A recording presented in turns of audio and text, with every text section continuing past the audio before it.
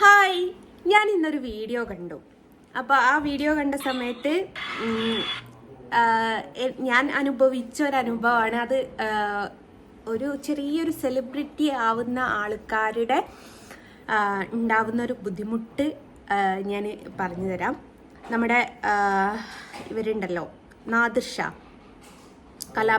Kalabhavan Nadir ഷായും വൈഫും ഒരു ഉദ്ഘാടനത്തിന് പോയിട്ടുണ്ടായിരുന്നേ. അപ്പോൾ ഉദ്ഘാടനത്തിന് പോയ സമയത്ത് ഒരു പിന്നെ ഓൺലൈൻ മാധ്യമം ജസ്റ്റ് അവരോട് ടോക്ക് ഞാൻ ജസ്റ്റ് കാണിച്ചു തരാം.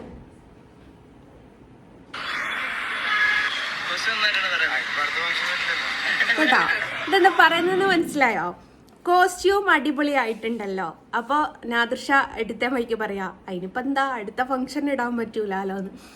അത് ഗൈസ് വളരെ വിഷമകരമായിട്ടുള്ളൊരു സംഭവം കേട്ടോ. ഇത് നാദിർ ഷാൻ്റെ വൈഫിന് മാത്രമല്ല പലർക്കും അനുഭവിച്ചൊരു കാര്യമാണ്. ഞാൻ ഒരുപാട് അനുഭവിച്ചൊരു സംഭവമാണ്.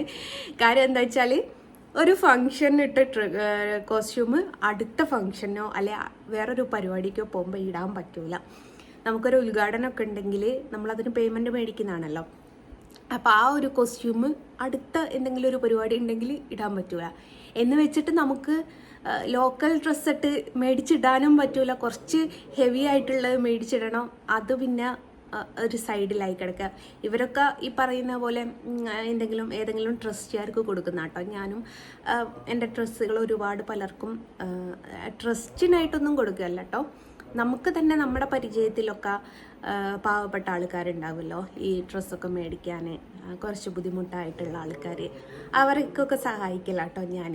അപ്പോൾ എനിക്ക് ഇതിൻ്റെതായ മെസ്സേജ് വരണ്ട, എനിക്ക് വേണം. എനിക്ക് നാളെ ഒരു കുട്ടി മെസ്സേജ് ചെയ്തിട്ട് നിങ്ങളുടെ ഏതെങ്കിലും ഇപ്പോൾ പഴയ ഡ്രസ്സ് തരും. എനിക്ക് അങ്ങനെ കൊടുക്കാൻ പറ്റൂല. കാരണം എനിക്ക് ഒന്നാമത് അറിയാത്ത ആൾക്കാരാണ്.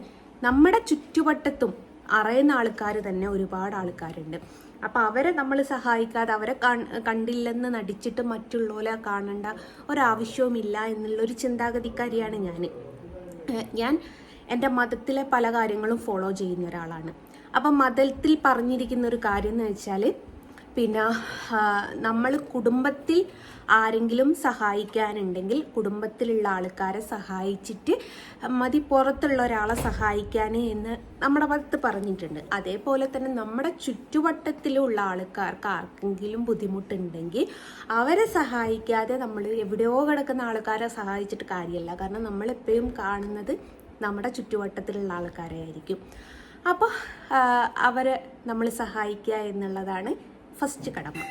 അപ്പം ഈ ഒരു വീഡിയോ കണ്ടപ്പം ശരിക്കും പലരും അനുഭവിക്കുന്ന ഒരു കാര്യമാണ്. ഈ സുരഭി എന്ന് പറയുന്ന ആക്ടർ ഉണ്ടല്ലോ, ആക്ടർ തന്നെ ഒരു ഇൻ്റർവ്യൂവിൽ പറഞ്ഞിട്ടുണ്ട്, നമ്മൾ ഏറ്റവും കൂടുതൽ ബുദ്ധിമുട്ടാവുന്നത് ഡ്രസ്സിന് വേണ്ടിയിട്ടാണ്. കാരണം അവർ ബുദ്ധിമുട്ടല്ല കേട്ടോ ഈ പറഞ്ഞത് പോണം, ഒരു ഫംഗ്ഷൻ ഇട്ട ഡ്രസ്സ് അടുത്ത ഫംഗ്ഷൻ ഇടാൻ പറ്റൂല. അവർക്ക് ചിലപ്പം ഡെയിലി 2-3 ഫംഗ്ഷനൊക്കെ ഉണ്ടാകും.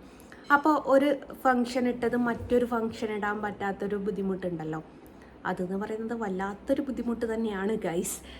അപ്പോൾ അങ്ങനത്തെ സംഭവങ്ങളൊക്കെ കേട്ടിട്ടുണ്ട്. അപ്പം ഞാനും അനുഭവിച്ചിട്ടുള്ള ഒരു സംഭവമാണ്. അപ്പോൾ ഈ ഒരു വീഡിയോ കണ്ടപ്പോൾ ഞാൻ പറഞ്ഞല്ലോ, എനിക്ക് ചിരിയാണോ വന്നത് സങ്കടമാണോ വന്നതെന്നറിയില്ല. ഏതൊരു വലിയൊരാളാണെങ്കിൽ പോലും അവർക്കിപ്പം എന്തായാലും ഒരു ചീപ്പ് റേറ്റിന് കിട്ടുന്നൊന്നും ഇടാൻ പറ്റൂലല്ലോ, ഉദ്ഘാടനത്തിന് പോകുകയാണല്ലോ. പിന്നെ അത് അവിടെ മൂലയിൽ കിടക്കുക എന്ന് പറയുന്നത്, എന്നോട് എത്രയോ ആൾക്കാർ ചോദിക്കും, നിങ്ങൾക്ക് റെൻറ്റിനെടുത്തൂടെ ഡ്രസ്സ്, അതല്ലേ ലാഭം എന്ന് ചോദിക്കും. റെൻറ്റിനെടുക്കാൻ പോകുമ്പോൾ കുറച്ച് നല്ല ഡ്രസ്സിന് 2000-3000 ഒക്കെ കൊടുക്കണോ? അതിനെക്കാട്ടി നല്ല നമ്മൾ 2000-3000 കൊടുത്താൽ അത് വേറൊരാൾക്ക് ഉപകാരപ്പെടൂലേ എന്നുള്ള ചിന്താഗതി ആട്ടോ ഞാൻ ചിന്തിക്കൽ. അതുകൊണ്ട് ഞാൻ റെൻറ്റിനും കാര്യങ്ങളൊന്നും എടുക്കാറില്ല, അല്ലാണ്ട് തന്നെ പേയ്മെൻറ്റ് കൊടുത്തിട്ട് എടുക്കാറാണ്. അപ്പോൾ ഇങ്ങനെ ഒരു വീഡിയോ കണ്ടപ്പോൾ ഞാൻ ജസ്റ്റ് ഒരു വീഡിയോ ചെയ്തതേ ഉള്ളൂ. അപ്പോൾ ഇഷ്ടമായിക്കെങ്കിൽ ലൈക്ക് ചെയ്യുക, ഷെയർ ചെയ്യുക, കമൻറ്റ് ചെയ്യുക. സബ്സ്ക്രൈബ് ചെയ്യാത്ത ആൾക്കാരാണെങ്കിൽ വേഗം സബ്സ്ക്രൈബ് ചെയ്ത് കൂടെ കുടിക്കുള്ളേ. ഓക്കെ, ടാറ്റാ.